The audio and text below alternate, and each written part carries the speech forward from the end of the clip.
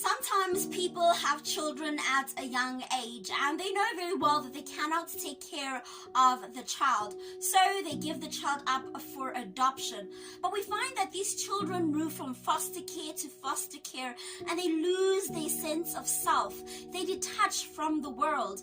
But what happens when these children turn into serial killers? On today's Crime Corner, we'll be talking of such a child. But before I get started with this video, as per usual, don't forget to like, don't forget to subscribe, don't forget to comment, do not forget to share, but most importantly, hit that notification bell so each time I post a video, you know about it.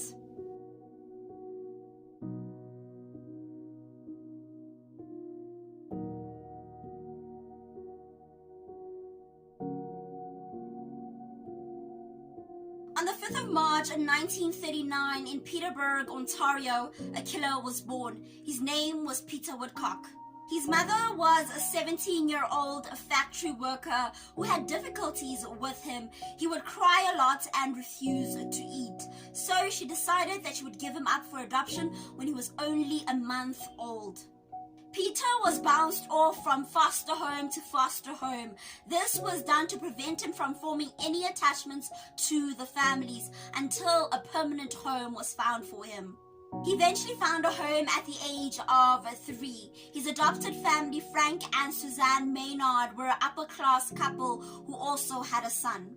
Suzanne became very attached to Peter, who would often scream when someone would approach him. At the age of 5, he was unable to adjust to social situations and thus was bullied by his peers. Suzanne and Frank were very worried about this, so they made the decision to take him to a hospital where he would receive regular treatment. He was sent to a private school, but he failed to make friends and remained isolated. By the age of 11 years old, he was described as an angry boy. Peter's violent fantasies came to light when he attended the Canadian National Exhibition. He muttered, "I wish a bomb could fall on this exhibition and kill the children." He was then sent to a school where children were emotionally disturbed. There he began to act on his sexual urges. He stated that he had consensual intercourse with a 12-year-old girl when he was just 13. Peter began his killing spree on September 15, 1956. 17-year-old Woodcock was riding his bike around the grounds of the exhibition when he met up with 7-year-old Wayne Mallet. He lured 7-year-old Mallet out of sight and proceeded to strangle him. Mallet's body was found in the early hours of September 16. It appeared that he was undressed and then redressed. His face was pushed into the dirt and he had 2 bite marks, one on the calf and one on the buttocks. There was no evidence to suggest that Mallet was raped.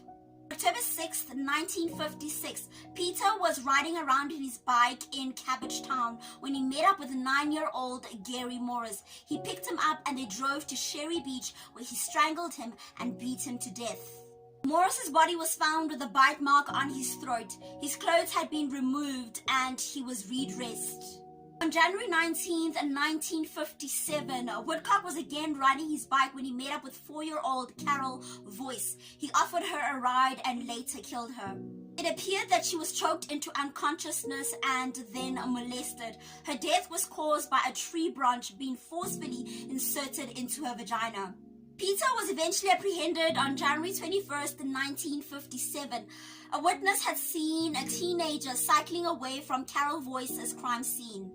An accurate composite sketch was created and it was found to be Peter Woodcock.